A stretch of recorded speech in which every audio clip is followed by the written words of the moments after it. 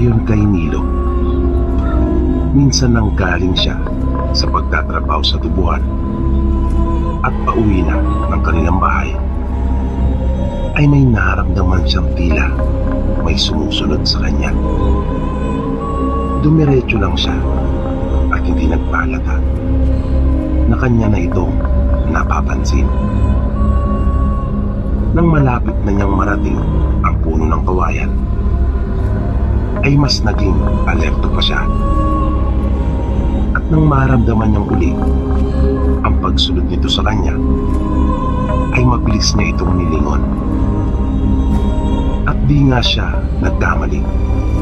Nakita niya ang isang anino mabilis na lumihis ng daan at nagtago sa masukal na bahagi. Nagpatuloy pa siya sa paglakad, pero hinawakan na niya ang kanyang itak.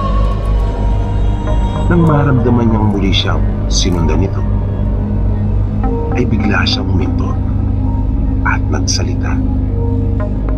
Sinabi niyang kanya ito nakikilala at ayaw niyang magkasakitan sila. Kung kaya, huwag na raw nitong ituloy ang pinabalak.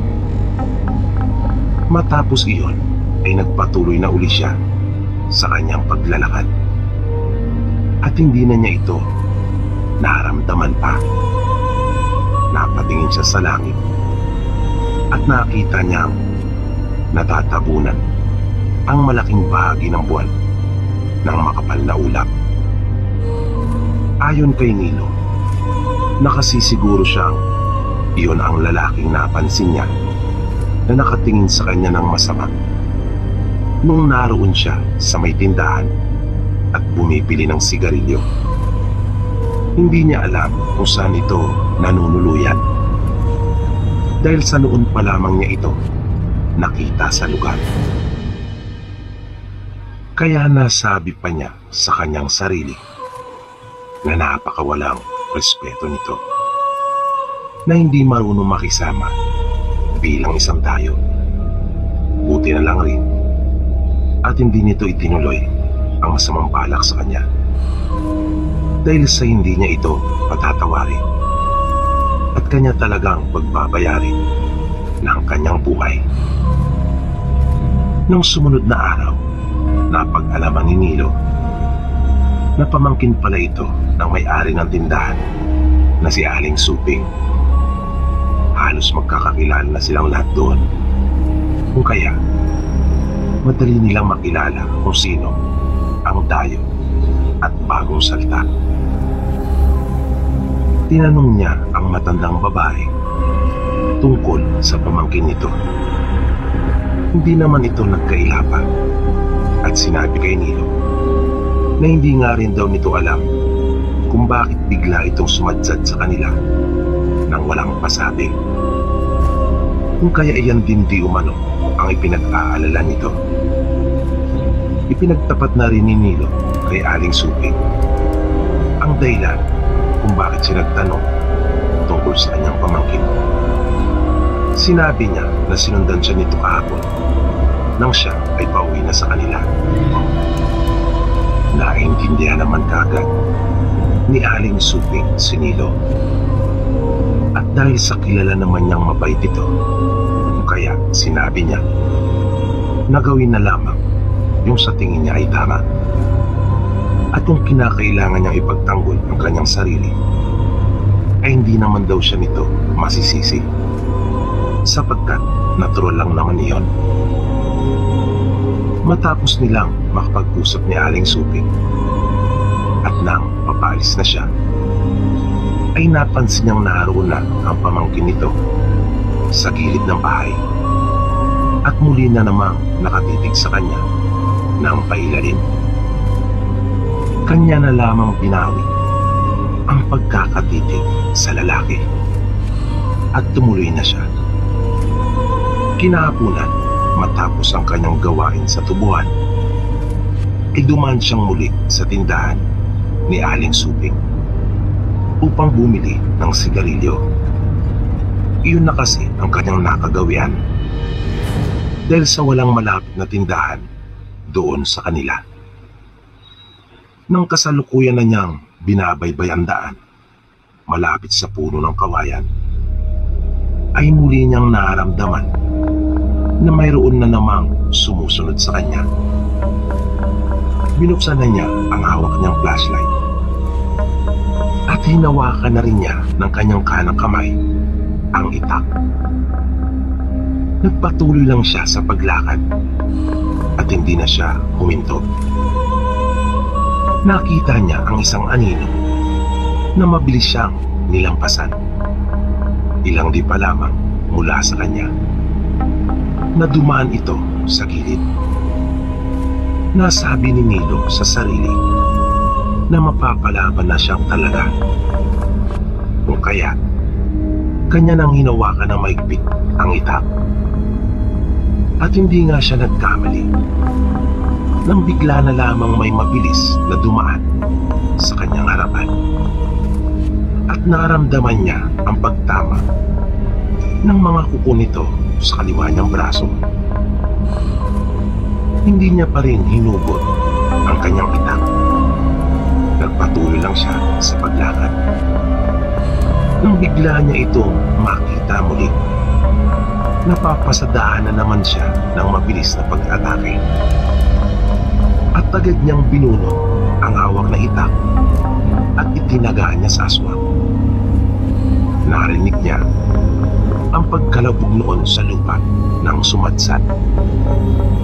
Tinamaan niya iyon sa likod, sa bandang itaas ng ewang nito. At napansin niya pa ang dugo nitong tumulo sa lupa. Tiningnan niya ang mga patak ng dugo na nasa mga halaman. At nakita niya ang tinatahak noon na masukal na daan ay pabalik na kanila Aling Suping. Bago siya nagpatuloy sa paglakad, ay kanyang sinilip ang kaliwang braso na nahagip ng pag-atake ng aswang. At nakita niya ang mahaba at mapulang latay na palatandaan ng kalmot ng aswang. Pagdating niya ng bahay, ay nagpahinga lamang siyang sandali at umusal na siya. Kanyang pinakain ang kanyang habak. Ang tinatawag na habak sa kanila ay anting, na siya niyang proteksyon sa kanyang katawan.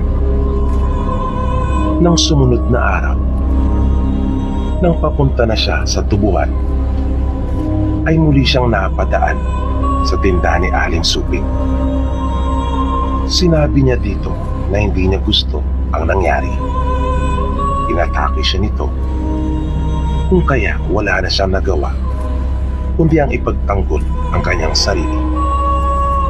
At kanya pang ipinakita ang marka sa kanyang kaliwang braso. Sinabi pa ni Nilo na nais rin niya na magsilbi yung aral para sa pamangkin nito. Dahil sa hindi ito marunong makisama, gayong isa lamang siyang dayo. Sinabi naman ni Aling Suping kay Nilo na wala naman daw siyang dapat na alalahanin dahil kanya siyang nauunawaan. Sabi pa ng matandang babae, ay kanila na nga itong pinauuwi sa kanila. Nangako naman daw ito na uuwi na pagkat natapos na umano niyang masubukan ang habak ni Nilo. Kaya ikinagulat ni Nilo nang marinig iyon mula kay Aling Suping na nais lang pala talaga nitong makipagtagisan ng angkin at iniingatang kakayahan.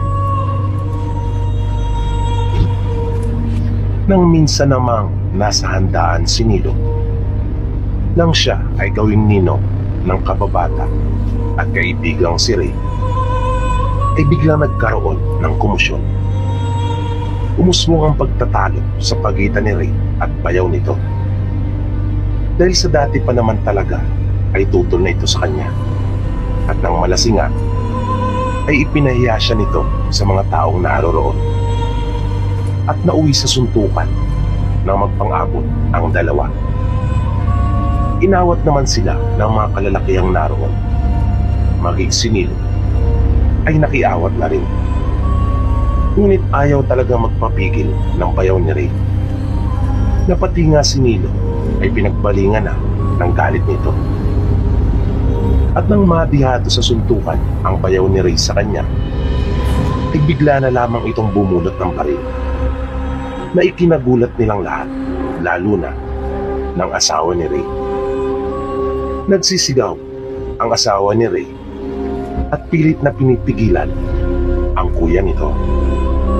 Ngunit tila nagdilim na ang paningin nito. At matapos na maitutok ang baril kay Ray, ay sunod-sunod na niya iyong kinalapit. Pero naging maagap naman si Nilo. Agad siyang pumagitna at sinalo ang lahat ng bala na para sana sa kaibigan niyang si Ray. Nanlaki ang mata ng bayaw ni Ray nang hindi man lang niya nakita na nabuwal si Nilo sa dami ng pinakawalan niyang punglo. Dinampot ni Nilo ang kutsilyo na nasa mahabang mesa na kanilang ginamit sa paghiwa ng mga kalamansi at sinugatan ang kamay ng bayaw ni Ray. Dahil doon ay agad nitong napitiman ang baril. Marami ang nakasaksi sa pangyayaring iyon. Kaya dahil doon ay lalo pang nirespeto si Nilo ng mga tao sa kanilang lugar. Ngunit mas lalo pang nakilala si Nilo nang minsang humingi sa kanya ng tulong ang isa ring taga sa kanila na si Aling Meding. Pagpapaliwanag nito kay Nilo, sa tuwing sasapit ang gabi ay may nararamdaman silang mag-asawa na umaali-aligid sa kanilang bahay, na kung minsan naman ay kanila iyong nararamdaman na nasa bubungan. Ayon pa sa kanya, simula noon ay nag-umpisa na rin magkasakit ang kanyang asawa na si Mang Poldo. Pinangakuan naman niya si Aling Meding na pagkatapos ng kanyang trabaho ay didiretso na siya sa kanila. Kaya kinahapunan noon ay doon na nga nagtuloy si Nilo sa bahay ng mag-asawa. Nang dumilim na ay isang ilaw lang ang hinayaan ni Nilo na nakasindi. Binantayan nila si Mang Poldo. Nakahiga ito sa banig sa loob ng kanilang silid. Nasa tabi nito si Aling Meding, habang si Nilo naman ay naupo sa tabi ng haligi sa gilid ng bintana. Naghintay sila. Nakiramdam na mabuti si Nilo. Makaraan ang halos may kalahating oras ay naramdaman na nilang parang may tumalon mula sa puno. Narinig nila ang pagbagsak ng mga paa nito sa lupa. Lumuhod si Nilo. Lumapit siya sa may bintana at sinubukang sumilip sa siwang noon. Pero wala siyang nakita. Narinig nilang tila umikot ito sa likuran ng bahay.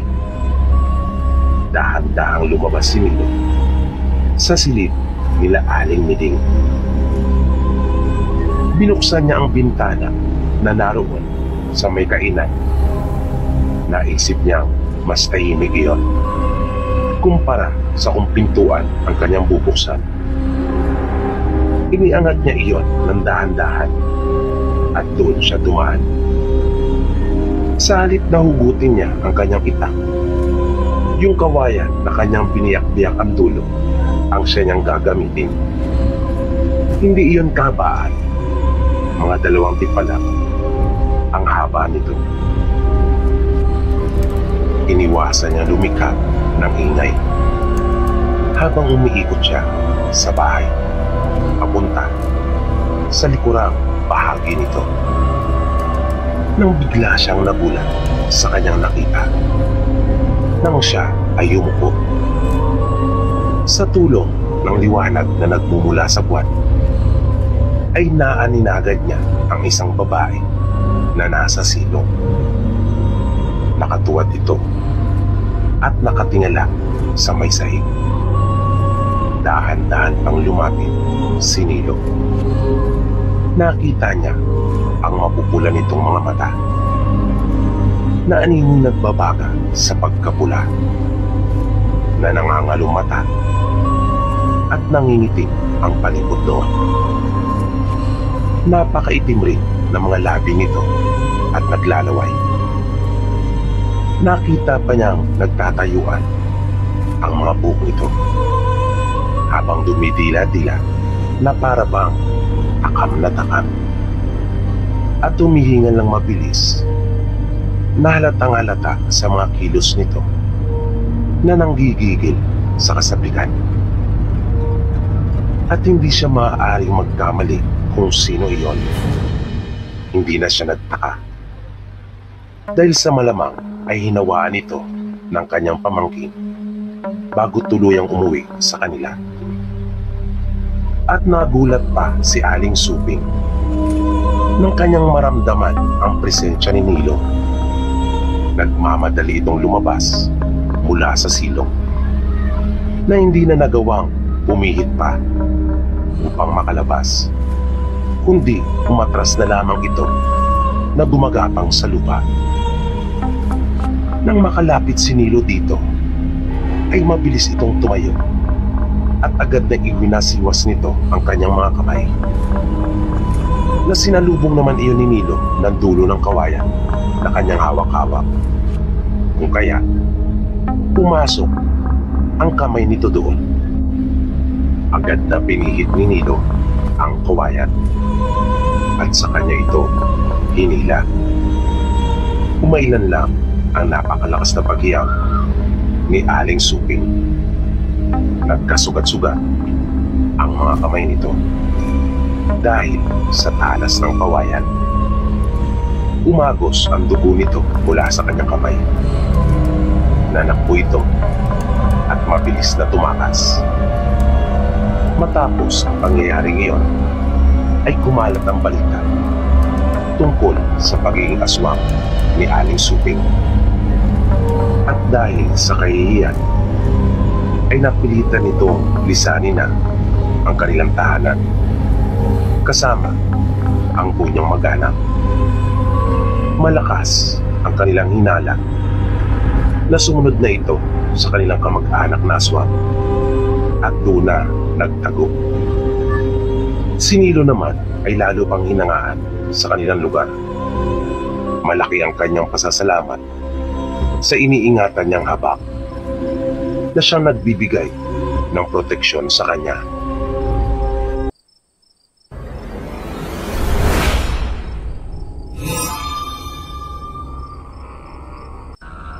Kasalukuyan po akong nagdadalang tao noon sa aming panganay na anak. Nakatira po kami nung mga panahon na iyon sa Cavite, pero nangungupahan lang po kami. Mula po sa kalsada ay may lalakarin pa papasok sa amin at magkakahiwalay din ang mga bahay doon. Ang asawa ko po ay sa pabrika ng mga karton nagtatrabaho at madalas ay gabi na ito kung umuwi. Kaya nagpasya kami na kunin ang nakababata niyang kapatid na babae para may makasama ako sa bahay. Minsan, habang nagwawalis ako sa harapan ng bahay namin, ay may dumaang nagtitinda ng saging na nakakariton. Tinawag ko ang atensyon nito at sinabi kong ako ay bibili. Huminto naman siya at lumapit ako. Isa itong matandang lalaki. Itinanong ko kung magkano, ngunit parang hindi ako nito narinig. At nakatingin siya sa tiyan ko. Kung kaya inulit kong minsan pa ang aking sinabi. Doon pa lang siya tila nahimasmasan at sinagot ako. Habang pumipili ako ay narinig kong sinabi niya na napakagandang batang babae ang anak ko.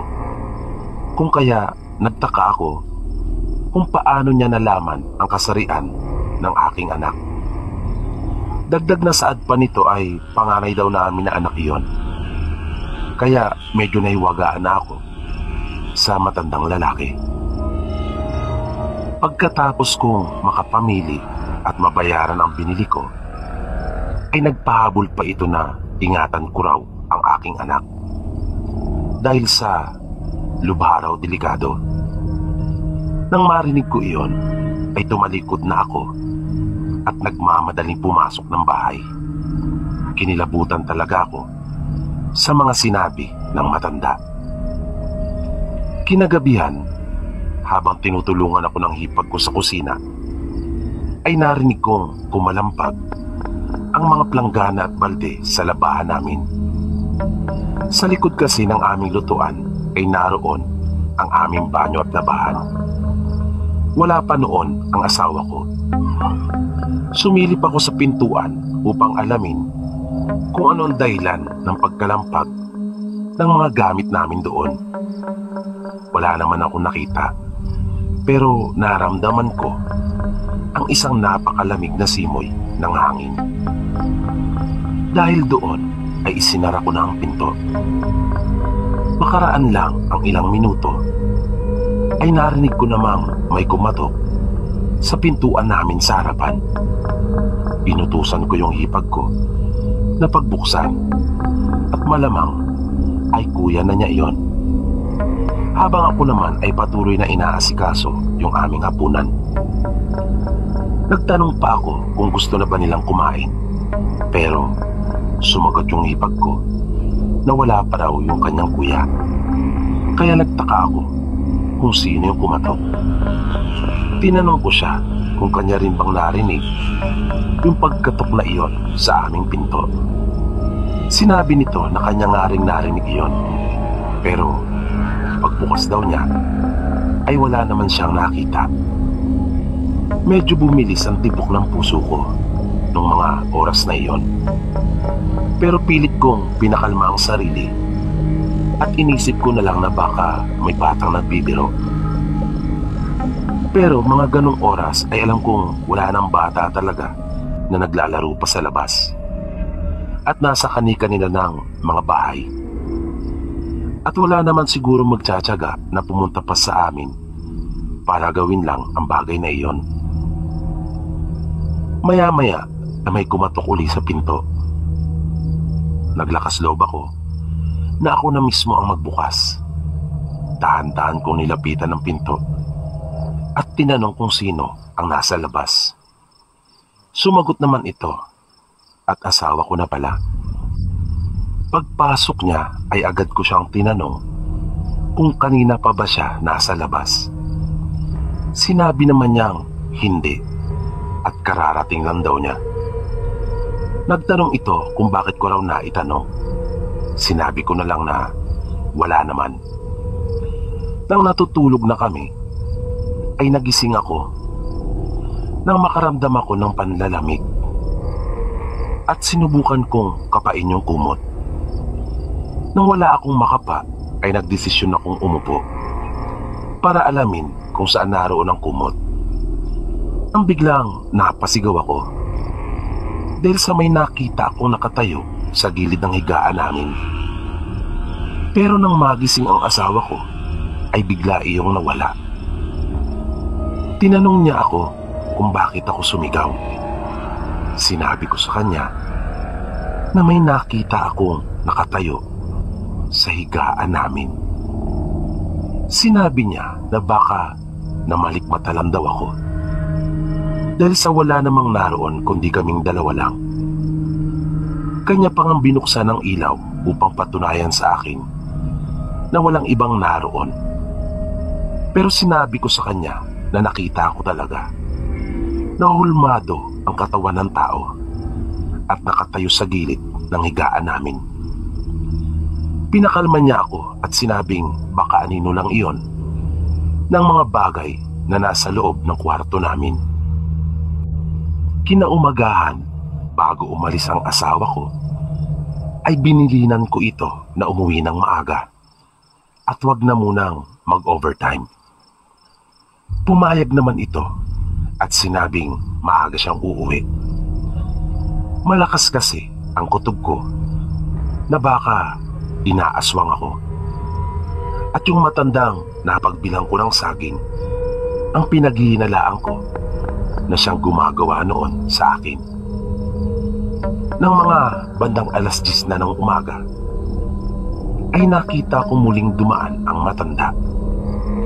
Nakaupo ako noon sa upuan sa labas ng bahay at kasalukuyang nagbabasa ng libro. Kinabahan ako kaya binawi ko kagad ang tingin ko sa kanya at ibinalik sa binabasa ko. Biglang narinig ko ang boses nito at nagtatanong kung hindi ba raw ako bibili. Hindi ko siya pinansin, kunyari ay wala akong narinig. Pero muli itong nagtanong. Sinabi ko na hindi po muna. Naisip ko kasi na baka mabastusan naman ito sa akin. Kung kaya sumagot na rin ako. Sinabi ng matanda na sige na raw. Bumili na ako at ibibigay na lang daw niya sa akin ng mura. Sinabi ko naman na wala akong pera kasi wala pang sweldo. Nagsalita uli ang matanda at sinabing kanya raw ipapautang sapagkat mabuti raw ang prutas para sa amin ng anak ko. Nang banggitin niya ang anak ko, ay nakaramdam ako ng galit at inis. Nakulitan na ako sa matanda. Ayaw niya talagang umalis. Kung kaya, tumayo ako at nilapitan na siya. Paglapit ko, ay hindi ko maunawaan kung bakit parang nawala ang galit ko. Kung kanina ay iritang-irita na ako sa kanya at kaya nga ako lumapit para pagsabihan ko na sana ito. Pero bakit nawala na lamang bigla ang lahat ng iyon? Sinabi niya sa akin na bayaran ko na lang raw kung kailan ako magkapera. Ang mahalaga ay makain ko daw iyon para sa aming dalawa ng anak ko. Dahil kailangan daw namin ng sustansya at proteksyon. At iniabot niya sa akin ang saging na nakalagay sa plastik. Pagkaabot ko sa saging, ay sunod naman niyang iniabot ang pinya. Tumanggi ako at sinabing ayos na ang saging at ayoko magkaroon ng maraming utang. Sinabi ng matanda sa akin na hindi ko raw kailangang bayaran yung pinya dahil sa iyon daw ay bigay niya sa amin ng anak ko. Muli akong tumanggi at sinabing nakakahiya naman. Pero mapilit ang matanda at wag na raw akong mahiya. Sinabi pa nito na kaedad ko raw ang kanilang anak, kaya ituring ko na raw siyang parang magulang ko na rin. Nang tanggapin ko na ang pinya ay nagpaalam na ito at umalis. Muli nitong ipinaalaala na mag-ingat ako. Ingatan ko raw ang aking anak. Gusto ko sanang bayaran na ang saging habang kausap ko ang matanda dahil sa may pera naman talaga ako at nagdahilan lang. Kaso naisip ko na baka pag binayaran ko mahalata niyang nagsisinungaling ako at nagdadahilan lang. Nung tanghali ay sabay kaming kumain ng hipag ko. Habang kumakain ay may narinig kaming tumatawag sa labas ng bahay. Kung kaya pinapuntahan ko muna iyon sa aking hipag. Maya-maya bumalik ito at sinabing yung may-ari ng bahay. Nagtaka naman ako dahil sa 1 linggo pa bago magkatapusan. Lumabas ako para kausapin siya. Pinatuloy ko ito at tinanong kung ano ang kanyang pakay. Sinabi ko rin na tila napaaga yata ang kanyang pagpunta. Sinabi ng may-ari ng bahay na mangangamusta lang daw ito at nagtanong kung mayroon ba kaming problema tungkol sa bahay. Sinabi ko sa kanya na wala naman. Maayos naman ang lahat. Pinansin niya rin ang tiyan ko at sinabing mag-ingat daw ako. Hanggat maaari daw, ay iwasan ko makipag-usap sa ibang tao. Lalo na raw, yung mga hindi ko kilala. Nang malaman niya na kumakain ako, ay nagpaalam na ito. Niyaya ko pa nga itong kumain ngunit tumanggi. Kung kaya, pinabaunan ko na lang ito ng saging at pinya. Pero inilapag niya iyon sa lamiseta namin sa sala. At sinabing, wag na raw ako mag-abala pa.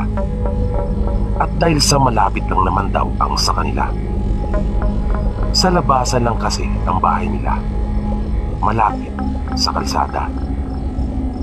Kinagabihan ay maagang umuwi ang asawa ko. Naging normal ang lahat at wala akong naramdamang kakaiba. Araw-araw ay dumaraan pa rin ang matanda sa amin at humihinto talaga sa tapat. Kahit anong pag-iwas ang gawin ko ay mapilit ito. Lagi ko kasing natatandaan ang paalalang sinabi sa akin na may-ari ng bahay na iwasan kong makipag-usap sa ibang tao, lalo na sa hindi ko lubusang kakilala. Kaya lang ay talagang mapilit ang matanda. At kapag nakakaharap ko na ito, ay napapanatag ang loob ko. At binayaran ko na ang utang ko sa kanya at hindi na muling umutang pa. Lagi ko na iyong binabayaran at hindi na ako nagdadahilan na walang pera. Dahil sa totoo lang ay nakakaramdam din ako ng awa sa matanda.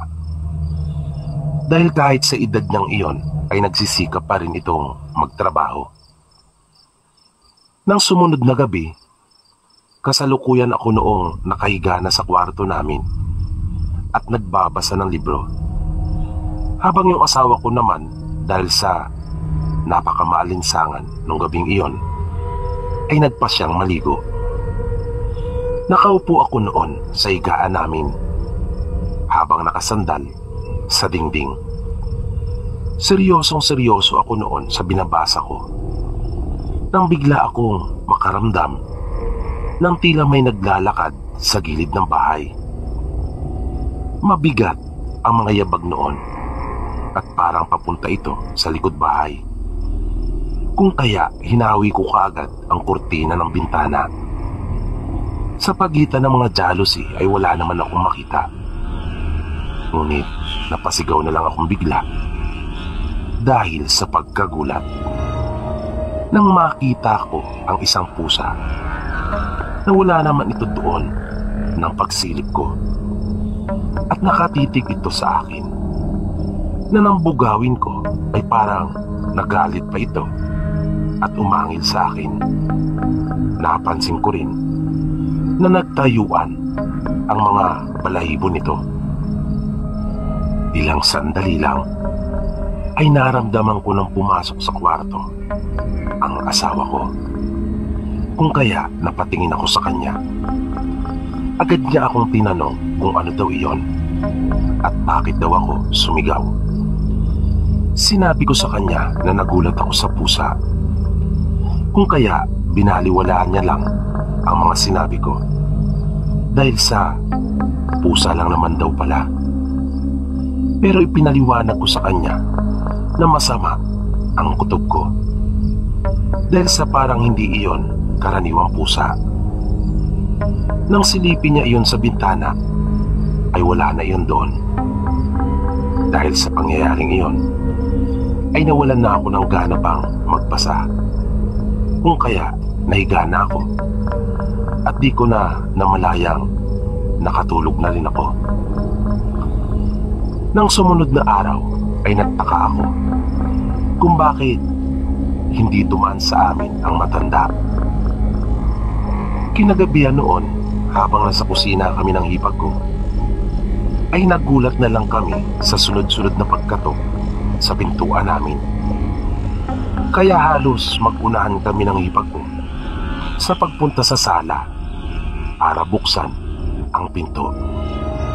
Ang bilis ng kabog ng dibdib ko dahil naisip ko na baka kung napano na ang asawa ko. Pero laking pagtataka namin nang wala namang naroon pagbukas ng pinto at sinalubong pa kami ng napakalamig na simoy ng hangin. Kaya mabilis ko ring isinara ang pinto. Pagkasara noon ay nagkalampagan naman ang mga kagamitan namin sa likuran. Napahawak sa akin ang hipag ko dahil sa sobrang takot. Hindi na kami umalis pa sa sala dahil sa pareho kaming kinakabahan. Mga ilang minuto rin ang lumipas na natiling tahimik ang buong paligid. Di nagtagal ay napatingin ako sa hipag ko. Sa mahinang boses ay tinanong ko siya kung kanya rin bang naririnig ang naririnig ko. Tinanong niya ako kung ano raw ang aking sinasabi.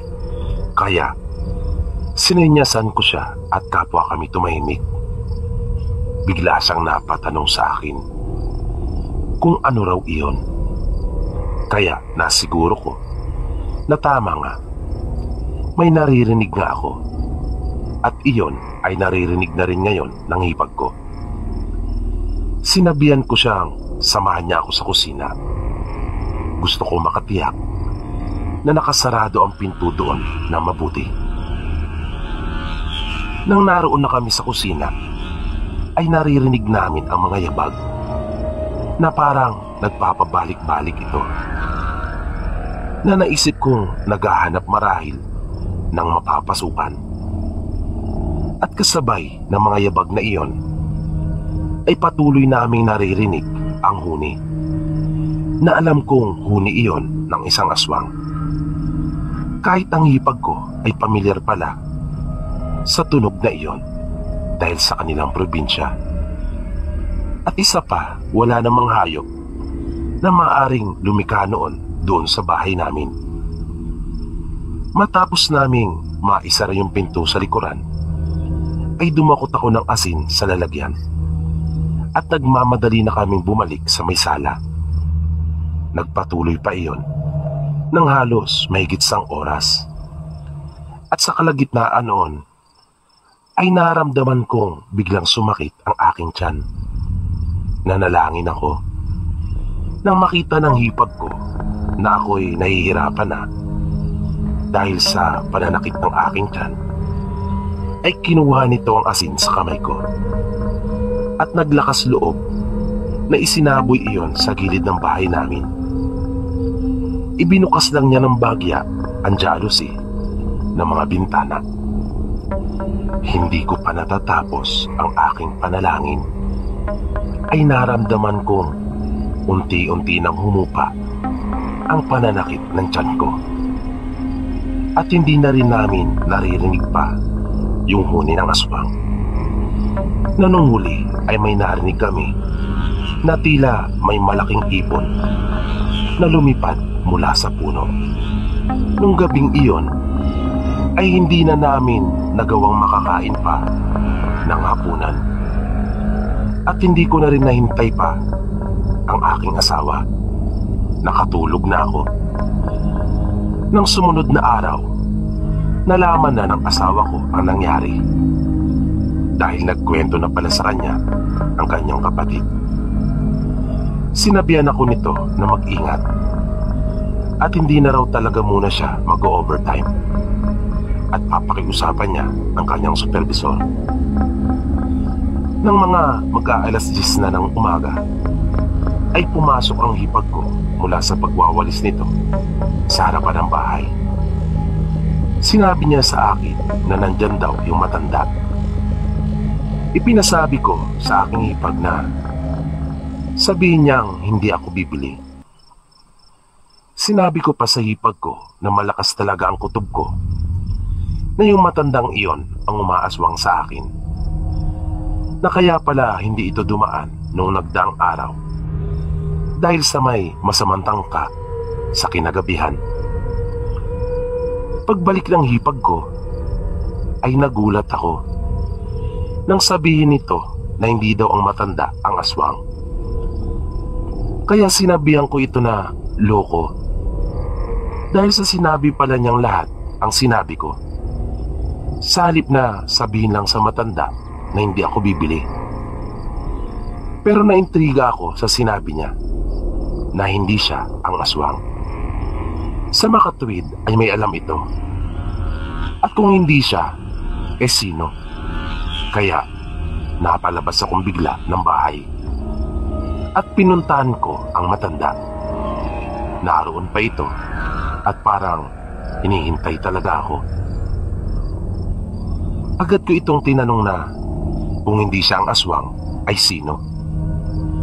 Nakiusap ito sa akin na kung maaari ay sa loob daw ng bahay namin pag-usapan. Bagaman nagdadalawang isip ako at alanganin sa matanda, ay pumayag na rin. Isinuksok ko na lang ang isang kamay ko sa bulsa kung saan mayroon akong asin. Pinaupo ko siya sa sala. Hindi naman na ito nagpatumpik-tumpik pa at sinabing kawawa naman daw silang mga matatanda sapagkat lagi na lang silang napagkakamalang aswang. Ang may-ari daw ng bahay namin ang siyang tunay na aswang at siya rin ang gumagambala sa akin. Napuntirya daw talaga nito ang aking sanggol. Tinanong ko ito kung paano siya nakakasiguro. Ipinagtapat niya sa akin na minsan na niyang nahuli ang kaluluwa nito nang may magpagamot sa kanya.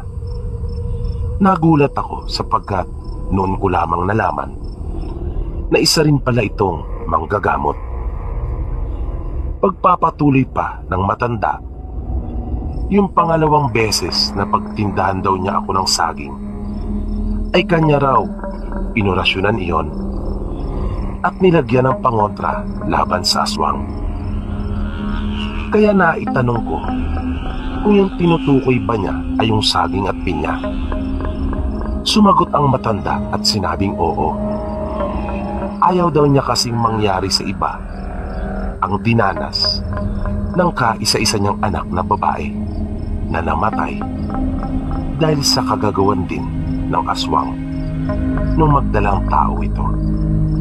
Nawala ang kanyang apo na ayon sa doktor ay nakunan, pero nalusaw umano ang bata dahil sa nawala talaga ang kanyang apo sa sinapupunan ng kanyang anak, na imposible naman daw mangyari dahil sa wala namang iniinom na anumang gamot ang kanyang anak. At dahil doon ay namatay ang kaisa-isa niyang anak nang maubusan nito ng dugo. Nalungkot ako nang marinig ko iyon. Patay na palang anak nito na sinasabing kaidaran ko. At naniwala na ako sa kanya. Nang aking maalala yung naging reaksyon nung may-ari ng bahay nang aking iabot ang saging at pinya dito, na para bang napaso ito kung kaya inilapag na bigla sa aming lamiseta. At nung gabing iyon ay walang anumang nangyaring kababalagan, maging ng mga sumunod na gabi, basta ako ay nakakabili ng prutas sa matanda. Sinabi pa ng matanda sa akin na kung nagsasawa na raw ako sa kanyang mga panindang prutas, ay kanya na lamang akong bibigyan ng pangontra. At ipinalahad niya ang aking kamay. Inilapag niya ang isang makinis na bato na tila nababalutan iyon ng maliliit na ugat. Sinabi niya sa akin na huwag ko raw iyong ihiwalay sa aking katawan. Humingi ako ng paumanin sa kanya at taos-puso akong nagpasalamat dahil sa kanyang kabutihang loob. Dahil doon ay kinumbinsi ko naman ang aking asawa na lumipat na kami ng matitirhan. Hindi dahil sa wala po akong tiwala sa ibinigay sa akin na pangontra, kundi upang makaiwas na rin. At dahil sa totoo lang ay natatakot na talaga ako at ayoko na ang maulit pa ang aking mga naging karanasan doon. Makaraan nga ang ilang araw ay nakahanap na rin ang asawa ko ng aming bagong malilipatan. Napadaan pa nga sa amin si Tatay Pedro noong mga panahong naglilipat kami. At sinabi niyang mabuti ang naging desisyon namin, alang-alang na rin sa kaligtasan ng bata. Pero halata ang lungkot sa tinig nito. Talagang naisip ko na anak na marahil ang pagtuturing niya sa akin. Dahil na rin siguro sa namimiss niya ang kanyang kaisa-isang anak na babae na nagkataon naman na kaidaran ko pa. Sa awa po ng Diyos at sa paggamit niya ng kasangkapan, ay maayos ko naman pong naisilang ang aming anak. At ngayon nga po ay 13 anyos na rin